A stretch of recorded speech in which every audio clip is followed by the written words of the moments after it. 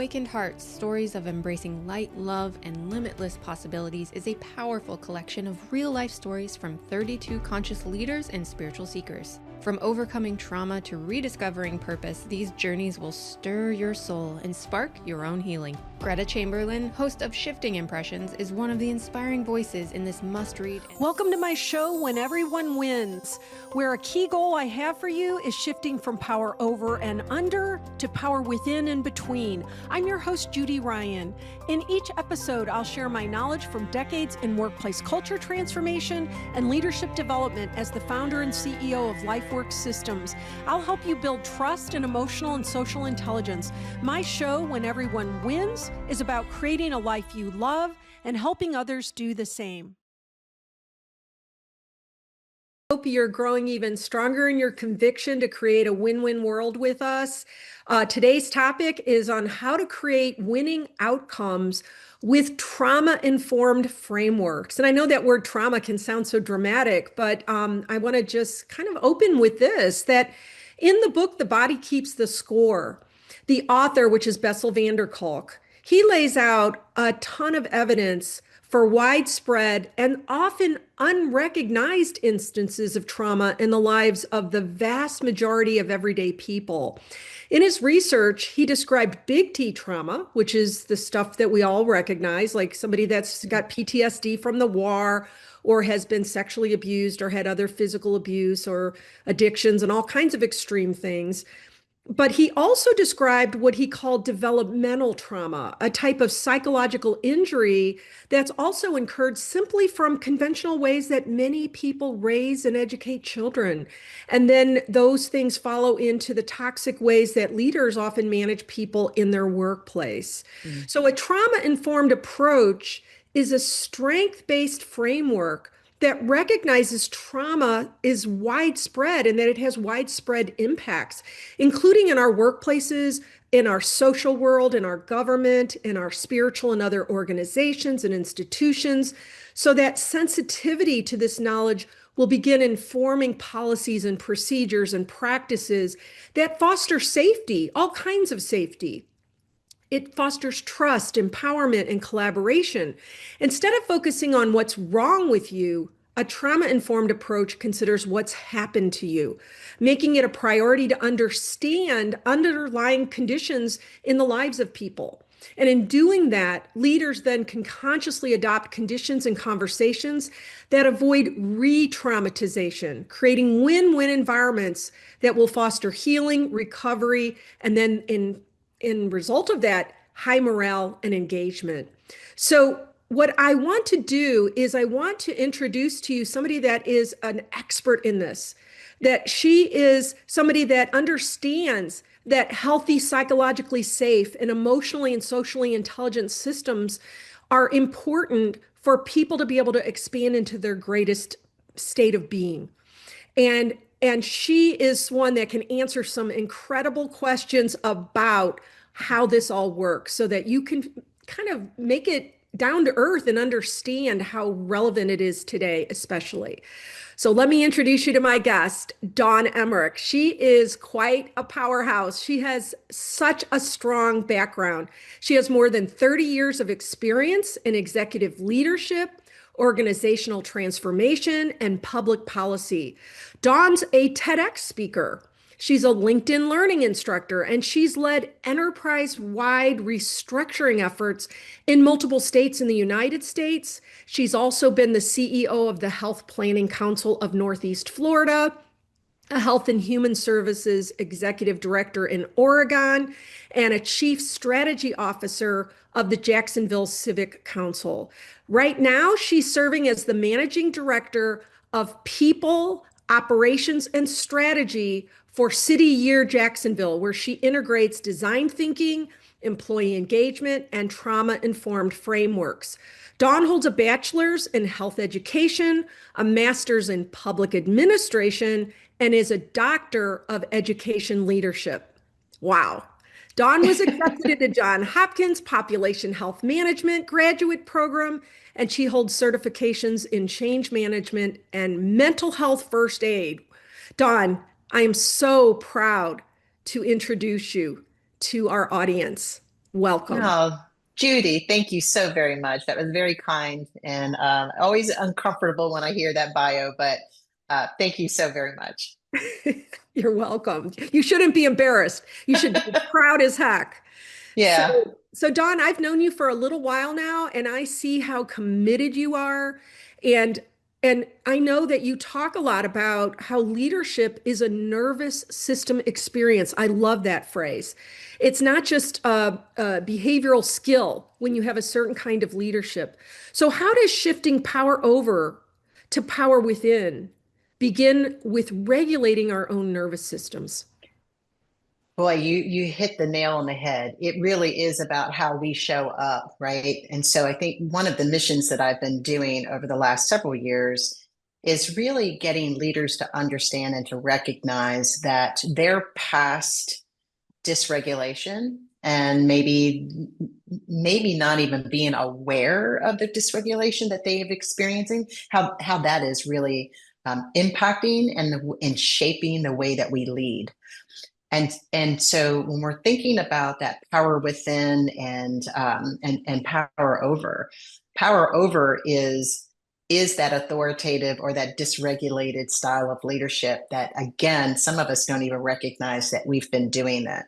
The power within is really that self-reflection piece of owning the way that we are showing up in the workplace and trying to figure out through self-awareness,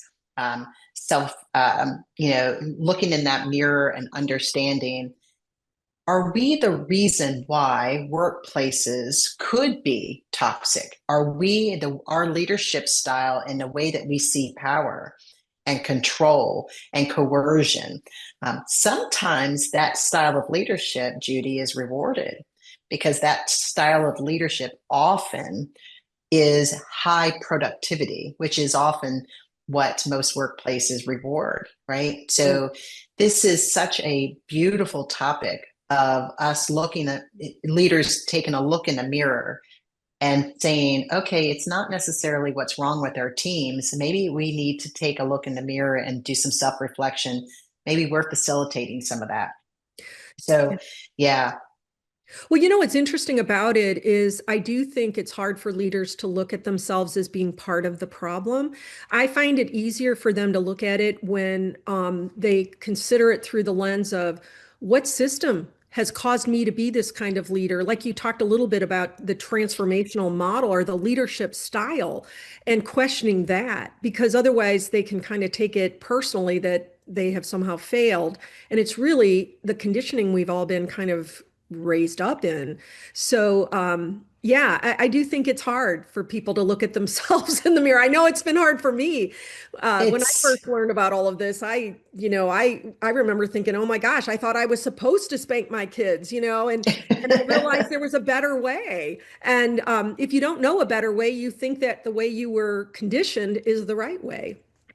1000%. And I think, again, when we're thinking about how, first of all, let's also just acknowledge that a lot of leaders are not given the proper training, right? Like these are folks that might have come through the organization as a project manager and then are asked because they're productive and because they're a good project manager that the next natural trajectory for them is to go into management.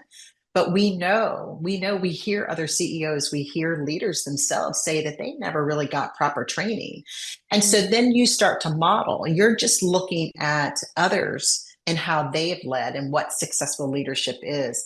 And the traditional method of leadership is through that productivity model, which often is through sort of this commanding style of leadership in addition to pace setting style of leadership. Dan Goleman is just phenomenal with emotional intelligence, right? Like everybody sees him as sort of the father or the grandfather of emotional intelligence.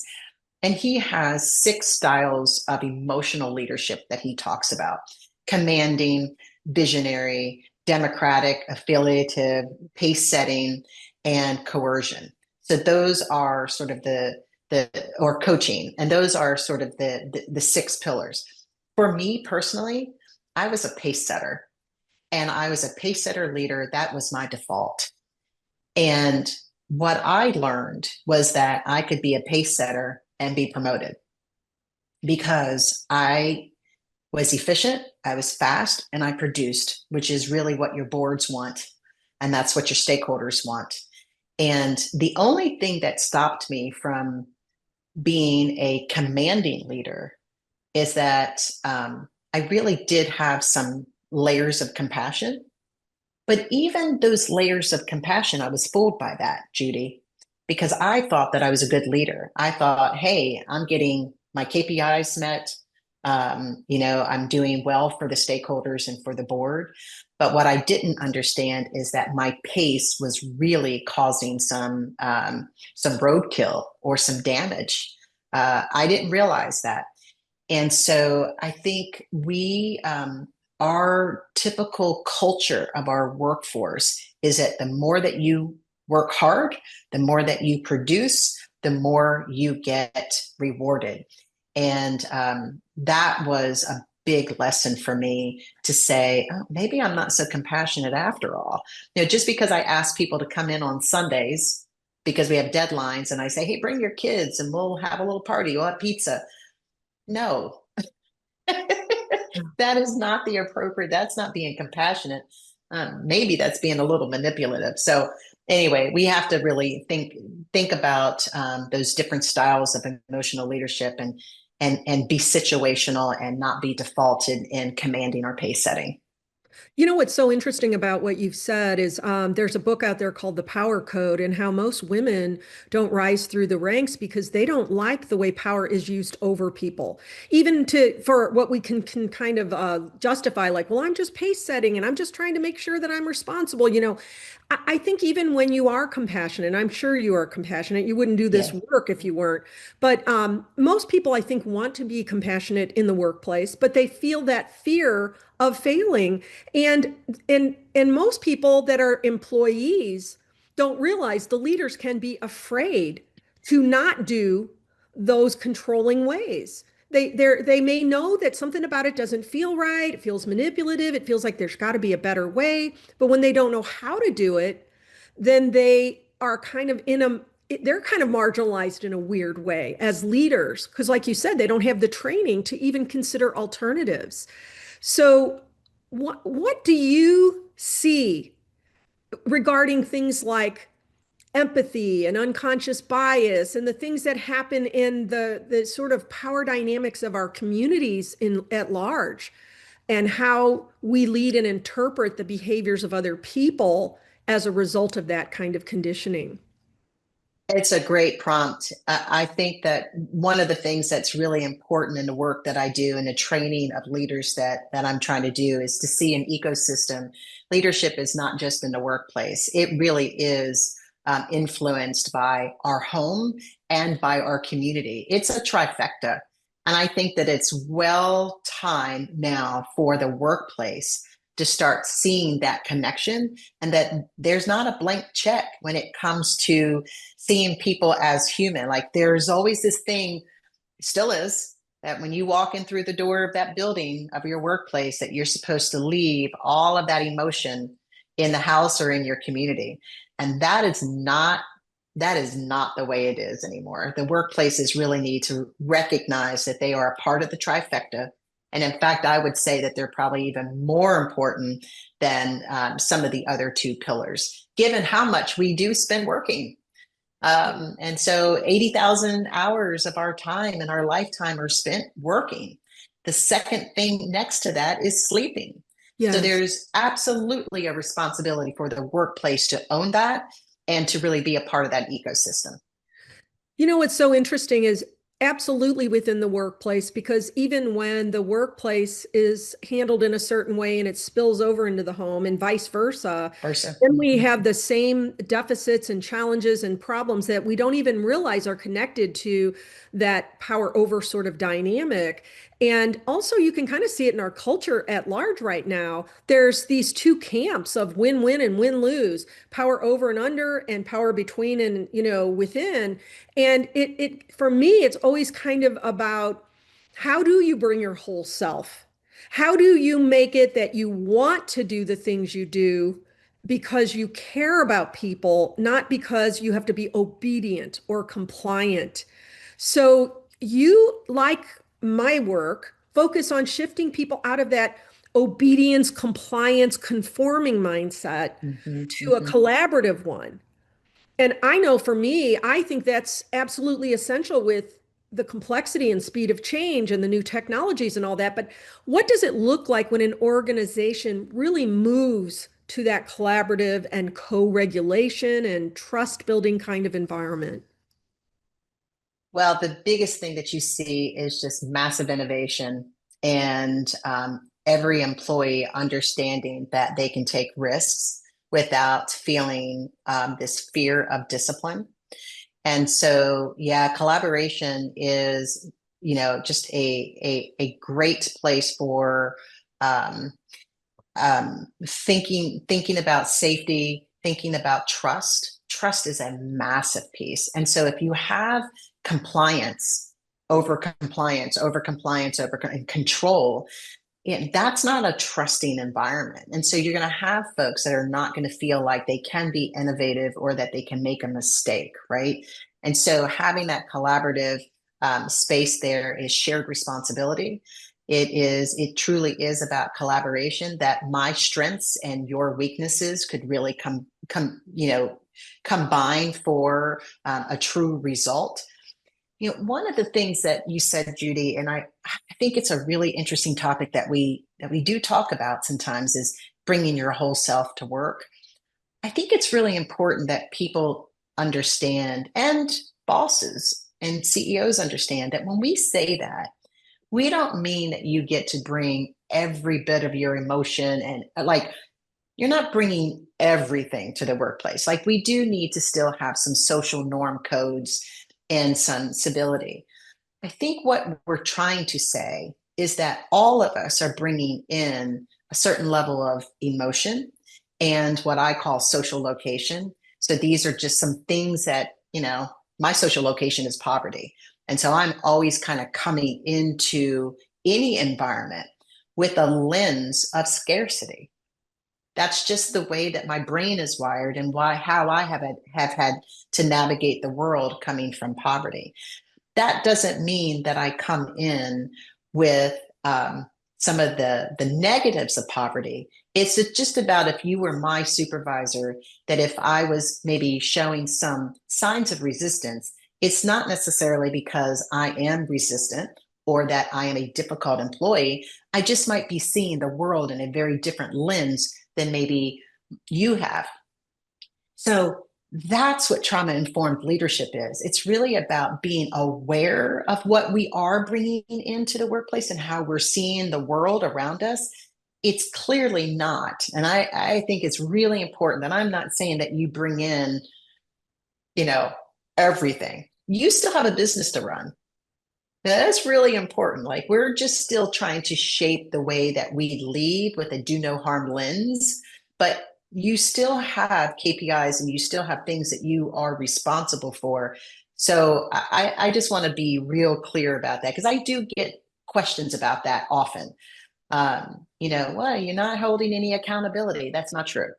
It's really about getting the most out of your employees. You can still be productive and do no harm at the same time, versus that top down, rigid, and compliant mindset. I love that you made the distinctions, and I really appreciate that you spoke on your own lens of poverty, because that's a vulnerable thing to acknowledge, and yet it's so liberating, because I'm sure a lot of people are like, yeah, I think I might have that lens, or I have a similar lens, or I have this going on. But also this idea that we being our full selves means we're supposed to come and spill our guts all the time. That's not, I Right. think that terrifies leaders. That's not what it means. It means that you can actually show up in the full range of yourself when there's an openness, a receptivity to who you are and what might be affecting you. And that doesn't mean anybody's feeling sorry for you or coddling you. It's actually the opposite, I think. And Hmm. when a leader has some sensitivity and some sort of like curiosity, oh, I wonder why that person is having that reaction, instead of assuming it's resistance or rebellion or I've got to quell something, it could lead to a stronger, more trustworthy relationship and higher productivity. At least I don't even say could be, it does. And Absolutely. everybody's so scared of what it all means.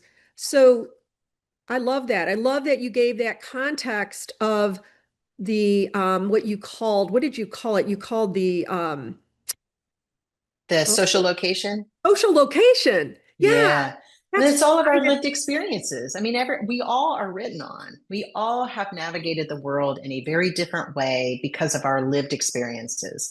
Lived experiences is not always negative either. You could have a lived experience of being from a wealthy family and having all of the things and the promises of a great life. Um, and so we're all shaped, we're all written on. That is the social location. So it really is about how we interpret safety and authority, right? And so I think that it's, again, having workplaces that can lean in, just like you said, Judy, having a workplace or supervisor or manager to lean in and say, oh, that was an interesting response to that. I wonder what that is. I wonder what the root cause of that particular behavior, or maybe that I always, I hate the word resistance, but that's what everybody calls where there's a change that's happening and we're not really ready to adopt it. And Right. there's reasons for that. So it's not this quick label. I love change management so much because I think it's at the core of conflict often in workplaces. And so if we had leaders that had high emotional intelligence and was aware of trauma informed principles, we could see some of that emotional reaction to change and not see it as a label and not see it as a difficult person, but to go, huh, you said it earlier, the curiosity. Right. What's happening there?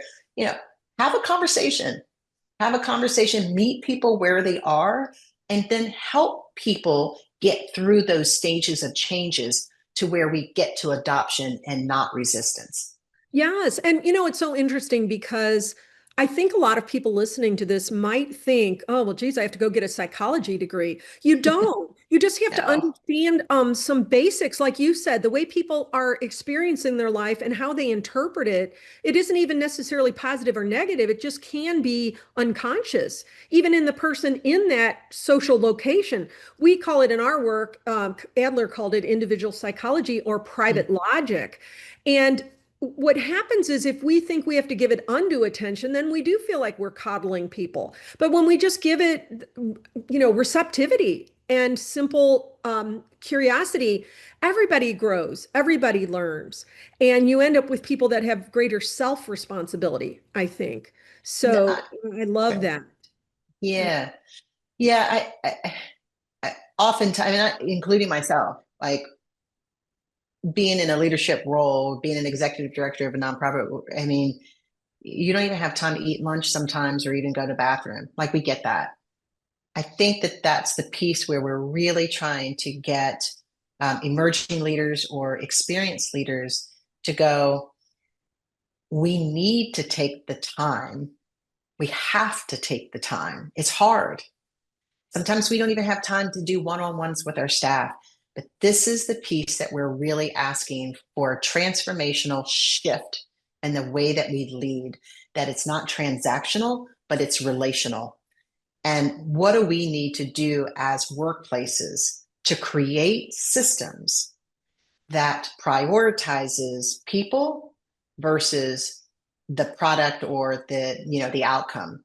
And that's really what we're trying to do over the next 10 years in our, I think, Judy, we're trying to create 1 million trauma informed leaders by 2031. And so this is what we're trying to do. I love what you said about how busy leaders are and yet how important it is that they task them with these relationship oriented um, overcomings, if you will, when there's challenges or when there is a need for progress. I know this is a little bit of an aside, but that's why I love your work and why I feel like your work and my work dovetail, because we're looking at how do you create it so that everybody has a consistent set of concepts, terms, tools, and processes so that it doesn't fall onto the leadership that they have to fix everything and mentor everybody, because like you said, they don't even have time to eat lunch sometimes. So how do you That's right. empower a whole organization? So I love it that you and I are both on that wavelength where everybody needs to be developed into emotionally intelligent people. And yet, sometimes emotional intelligence isn't enough. A lot of times that's like the end all be all. But a lot of people is, they don't realize the importance of emotional intelligence combined with that trauma informed lens. Can you speak a little bit to that? Yeah, I think that thank you for that. I love this topic because emotional intelligence is such an embraced and highly regarded approach to leadership. And there are people that will do emotional intelligence screening before they're even hired. I struggle with it. I think that it's a really invaluable thing. I'm a DISC certified um, facilitator as well. And we bring emotional intelligence into that DISC assessment. So I'm a proponent for it, but it doesn't tell all the story. And it also assumes that everyone is coming in with the same level of emotional intelligence. And boy, if you do not have the same, then it's almost like you're labeled. And it's like, oh, well, we're not even going to hire that person because they scored a certain level on, this particular category of emotional intelligence. The layering of both DISC assessment, emotional intelligence, and a trauma-informed lens gives you such a better completed picture.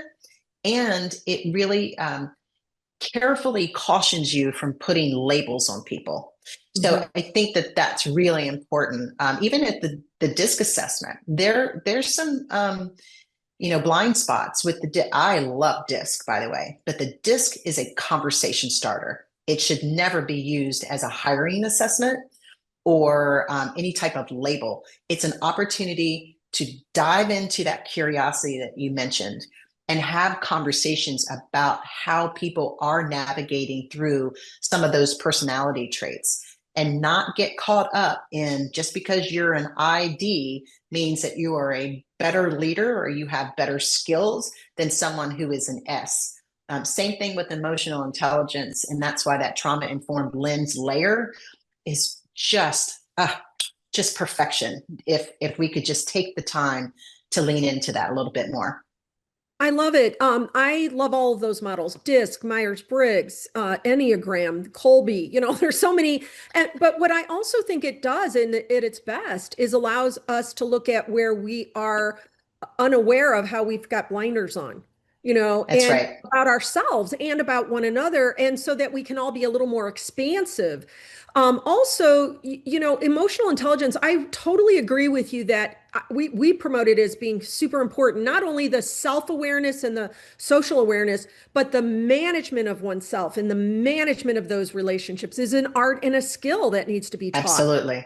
But we also bring in inferiority complex because Adler was our model, and that's similar to what you're describing in trauma informed.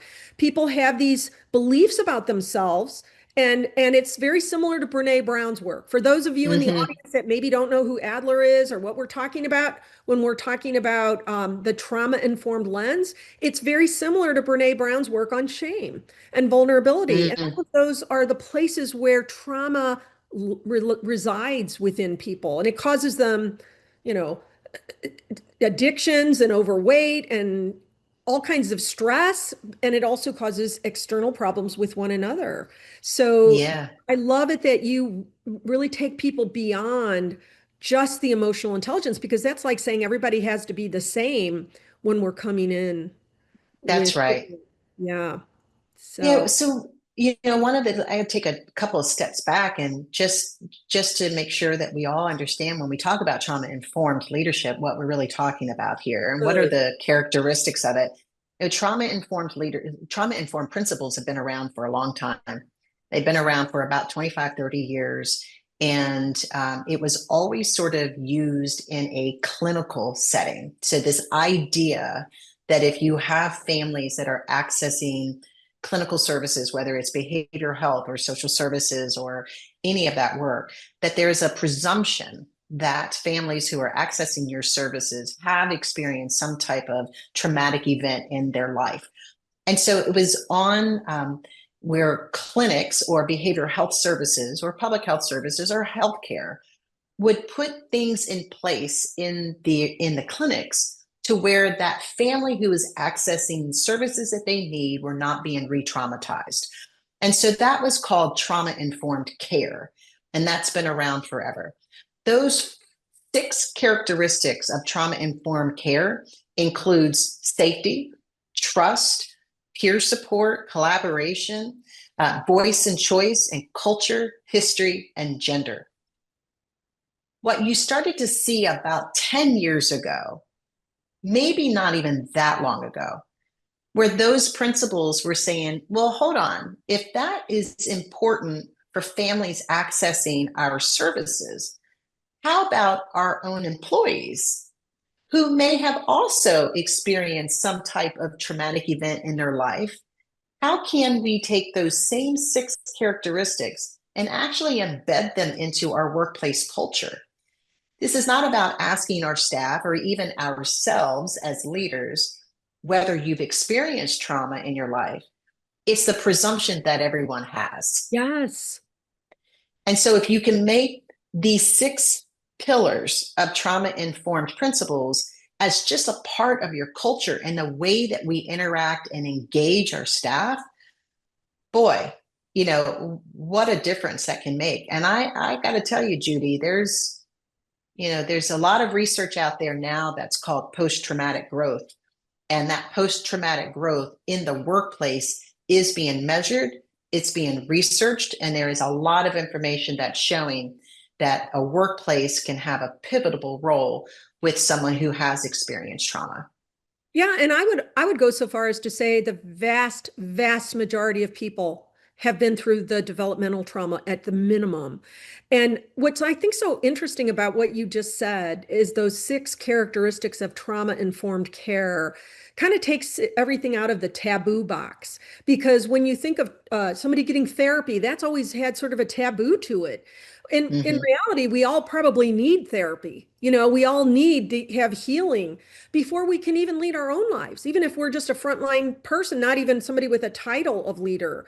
And that's what my presumption is, that everybody is dealing with one of those categories you named, you know, Yeah, and no question. I mean, so, look, and you think of Brene talks a lot about trust. And so you're absolutely right.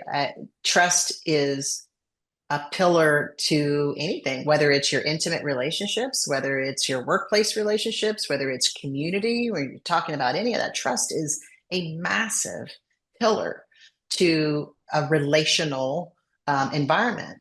So we know that that's a very important piece. This is not rocket science. These are characteristics that really are, I shouldn't say easy, but they're normal things that we feel are really important, just even in our regular relationships. So why not have that between peers, and why not have that between your boss and your board? Like, just having those six characteristics as the way that we interact with one another, and a culture of your workplace should just try to be the norm.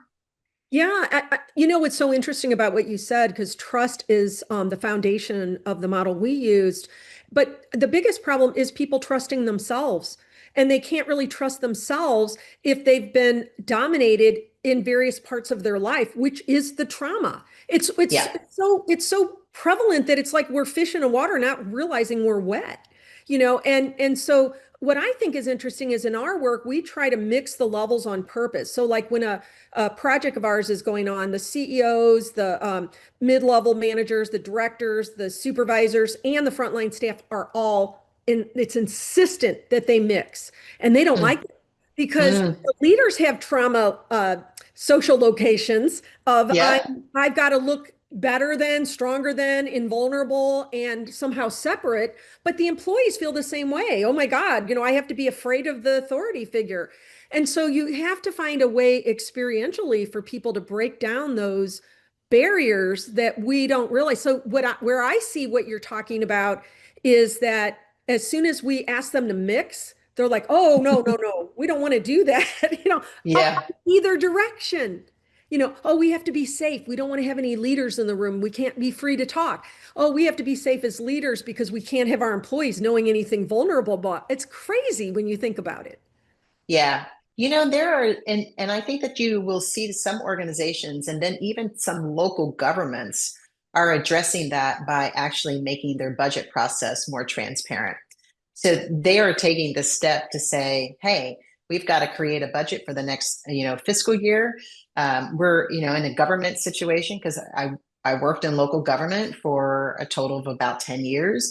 And there's this idea that, transparency creates trust. And so if you can either have your entire division be a part of the budget process, but then take that out to the public and allow the public to actually have, and again, this is a government environment, so it's a little different, but that was not the norm either. So bringing it out into the public and allowing the public to have input on the way that you are developing your budget and going through that approval process, boy, if that's not, textbook trust, then I'm not really sure what is. But that is a movement that we're actually seeing in local government. I mean, it really is so much what's going on in our country right now. Are we a shared power model where everybody has a responsibility and a lot of freedom, both?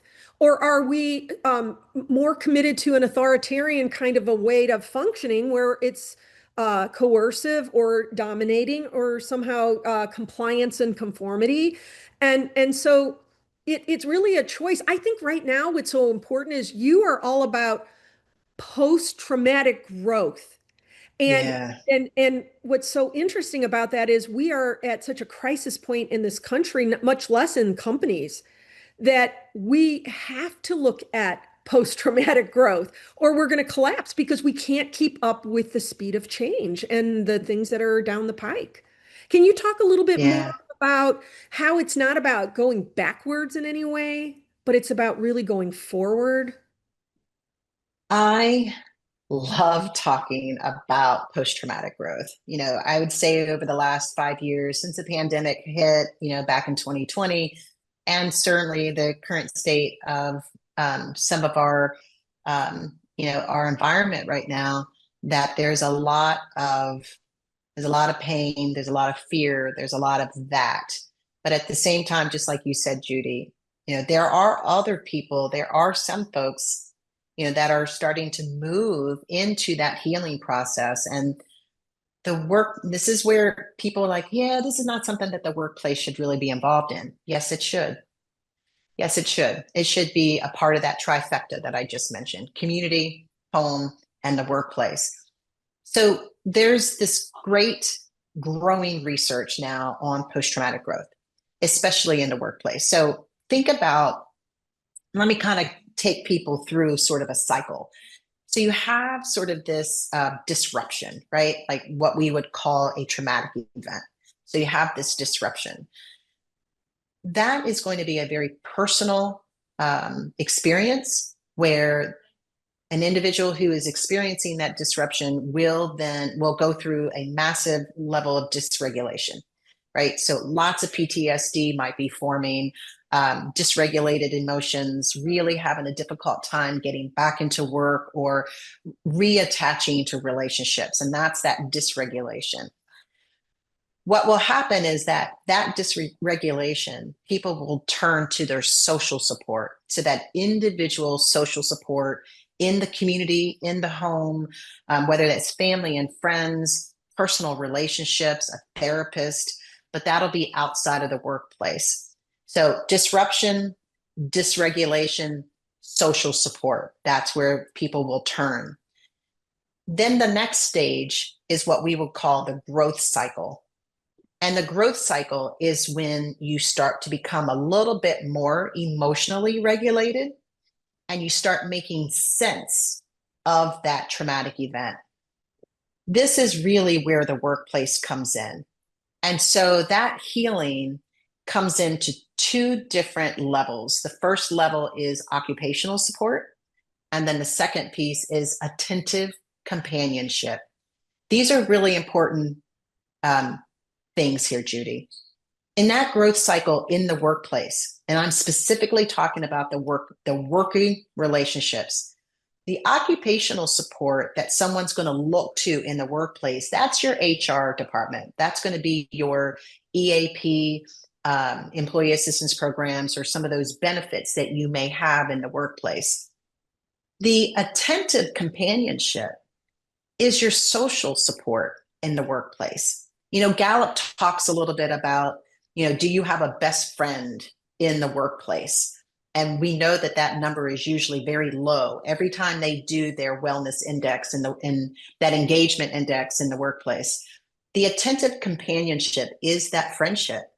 Do you have both the occupational support as well as the work relationship of the attentive companion?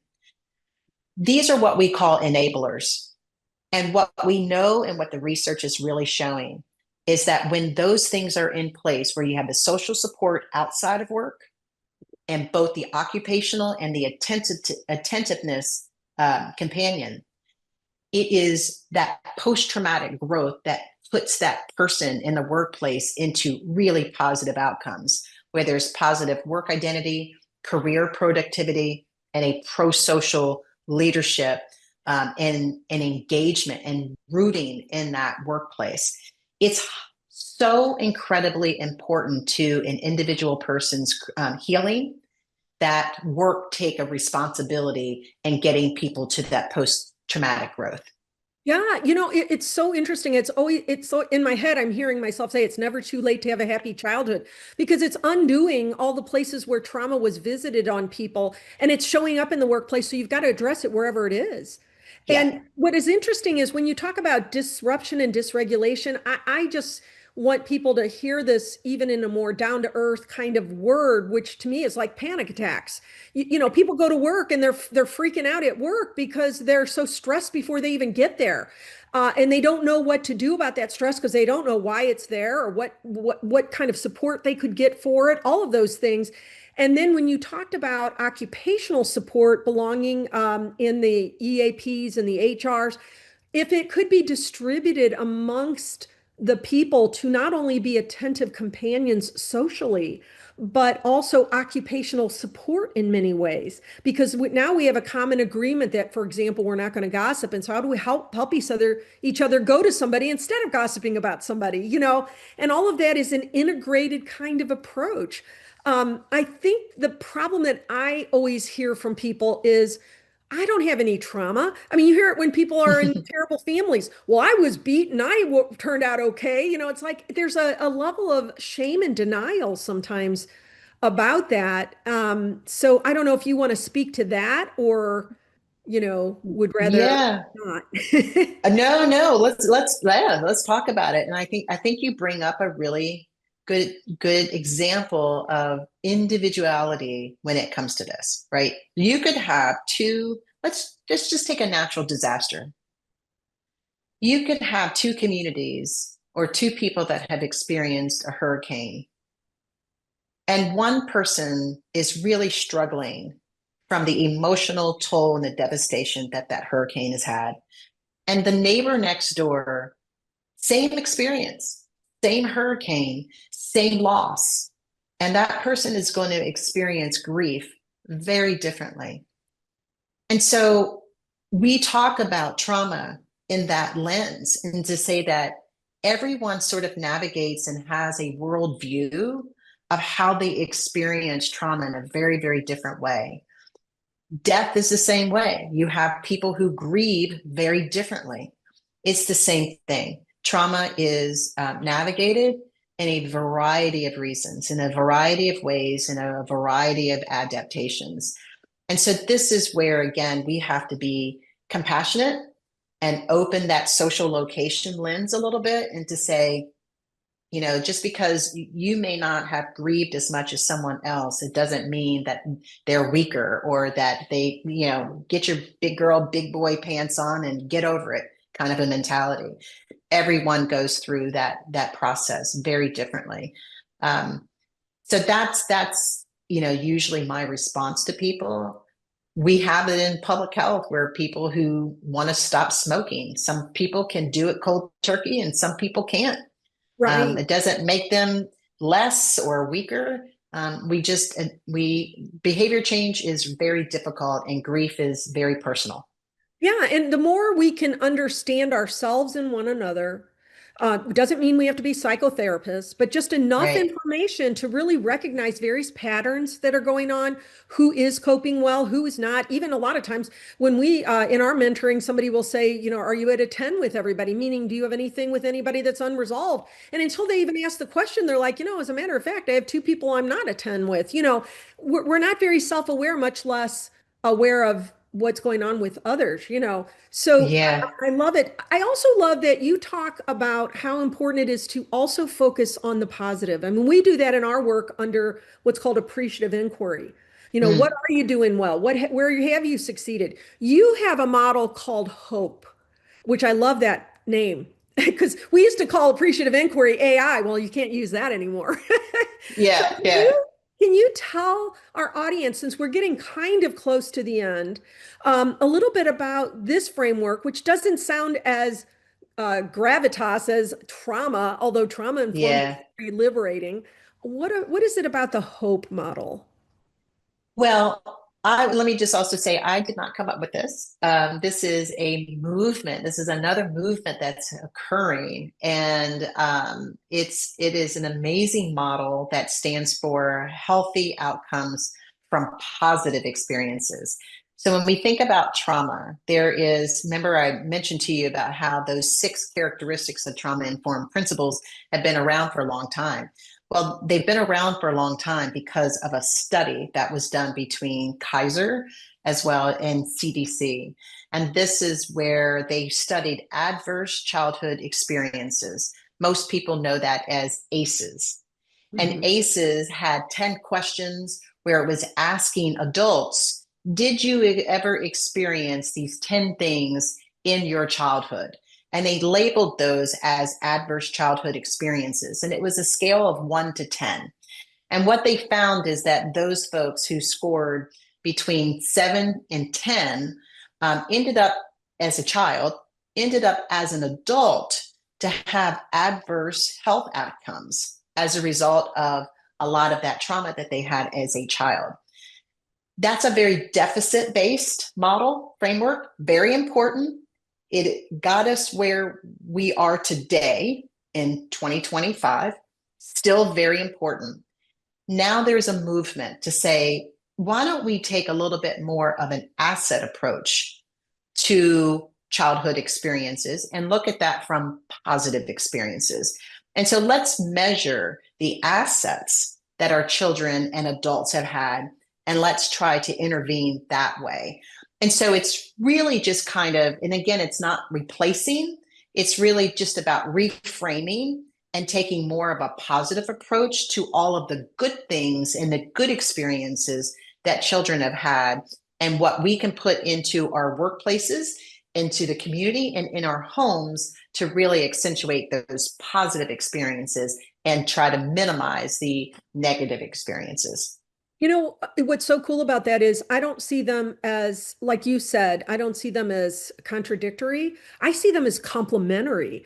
So I'm Yes. aware of the fact that certain things have happened to me and I've made fearful decisions because of it. And that's good to know, but not dwell on or give undue attention to, just to be aware so that we can respond effectively to ourselves and others, but also then look at, well, gosh, I survived all of that. Like when you Yes. talk about your That's right. poverty view lens, it's probably made you an advocate for abundance thinking. Because I Yeah. know when I look at my social lenses, I probably do the work I do in my effort to heal that. So Yeah. that I commend you for having both. Oh, The well, thank you. Thank you. I think that it's you know, we don't want to also have a self-fulfilling prophecy, right? And we know that if we sit in some of our adverse experiences, then it's almost like we're facilitating it. And quite frankly, that hope approach, which is very much a community framework, again, if it works for the community, it can work for the workplace. And I would submit that those characteristics of hope actually could be the foundation behind your psychological safety approach, right? So looking at the how do you build resilience, and how do you build connection? It all comes back to relationships, Judy. It Yeah. all comes back to that. Post-traumatic growth is relational. Right. All the things that I just explained to you about having that best friend or that social support in the workplace and in the community, that's relationship. And Yes. so this hope framework is also about relationship, and it's taking that positive framework versus the deficit framework. You know what's so interesting is I feel so happy that women are rising in this society, in the workplace, in the world, because we do more comfortably can acknowledge how important relationships are. I think men value relationships too, but they've been conditioned to think that that's, feminine or something, and that they have to be this invulnerable rock that can kind of crush relationships if need be. And so I think it kind of comes back to something we teach which is about the importance of belonging. Even Yes. DEI is now called DEIB in many places for the belonging. And I think what you're doing is helping to bring about some of what's scientific about, proven about that. Can you speak a little bit about that, about importance of belonging? Oh man, it is probably the number one request that I get right now, because loneliness, and the data is very clear, right? We know that there are higher levels of people dying by suicide. We know that there is death of despair, especially with our males. That belonging piece is something that so many philanthropy, funders are really starting to lean in on, and to try to get people to connect more, and to address that loneliness. So the belonging in the workplace is not any different than what we've already talked about. It's just now there's data that shows just how important belonging is. Not a bad word. It's connection, it's relationship. And I got to tell you, Judy, we know there is a ton of data right now, and a lot of movement right now in the age of AI, that we know that with AI, one of the main things that AI cannot do is that social connection, is the people part of the workplace, and it's the relationships. And so when we talk about, there's a growing movement around the belonging piece around relational intelligence. And so this relational intelligence is how what's your skill level for being able to build relationships in the workplace, and not only build it but sustain it. And we feel like a lot of the experts out there that are working with an AI adoption are saying that people who might be fearful of losing their jobs through AI transformation and technology, is that the number one thing that you can do to try to help preserve your value in the workplace is relationships and your emotional intelligence. And there it all comes down again to how you navigate in the workplace from an emotional perspective, and how do you build and sustain those relationships. AI can't do that. And so that's going to be your value proposition individually, is to make sure that you can maintain relationships and have a sense of belonging. I love it that you've kind of even tied that to people's sense of security around AI. You aren't replaceable. There's a lot of things it can do, just like a cell phone or a computer, but it does not replace you, the human being. And And I love that you call it relationship intelligence. We call it social intelligence, but it's the same thing. I like relationship intelligence even better because that we can picture relationship better than the word social in a way. Mhm. But I know we are close to ending. I feel like we could have gone on 3 more hours. There's so many other So things I true. wanted to ask you, but I do want to make sure that as we wrap things up, that you have the opportunity to say to the audience, if you could say something that you want to leave them with, to hold on to, what would it be? Oh my goodness. I think that one of the biggest things that I would say is we've sort of touched on it a little bit is that as a leader, anyone who comes into my training or even your training, oftentimes they're coming to us because they want to help their team. And they feel like my team, there's some things happening in my team or my department, and I want to help and I want to develop. And I always say, before you ask that question, I always say, but how are you helping yourself? And how are you showing up with your team first?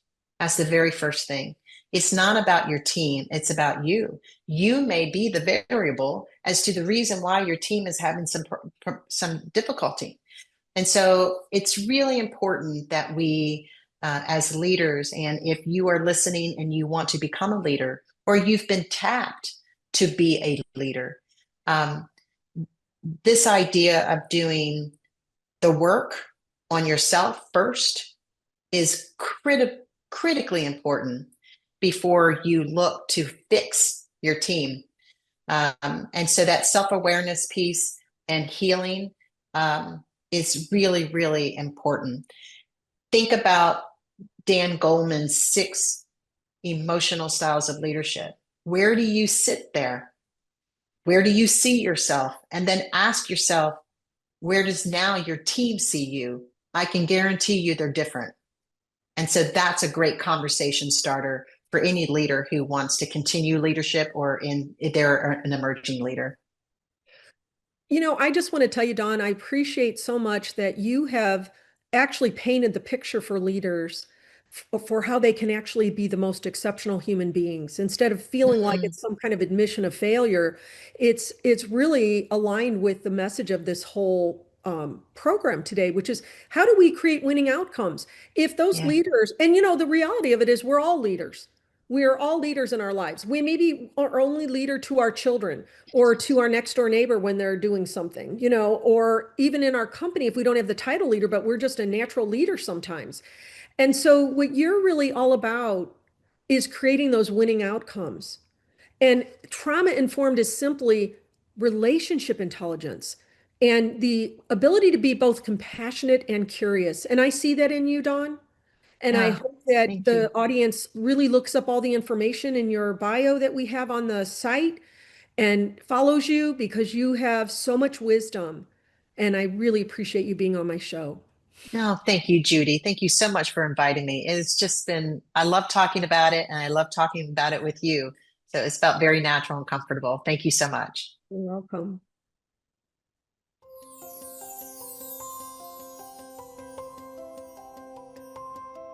You've been listening to When Everyone Wins, where we're shifting power over and under to power within and between. I'm Judy Ryan, your transformation talk radio host. Tune in each second and fourth Monday at 9 a.m. Pacific time to learn new concepts and tools and listen to conversations I have with thought leaders and change agents. You'll also see real-world applications of what I'm covering so that you experience the power of the concepts and tools I share. In each episode, I bring you my knowledge from decades in workplace culture transformation and leadership development as the founder and CEO of LifeWorks Systems. I invite you to call in with your unique stories and questions. The path to ensure that everyone wins depends on our ability as people to create a life we love and help others do the same. For more information, visit lifeworksystems.com.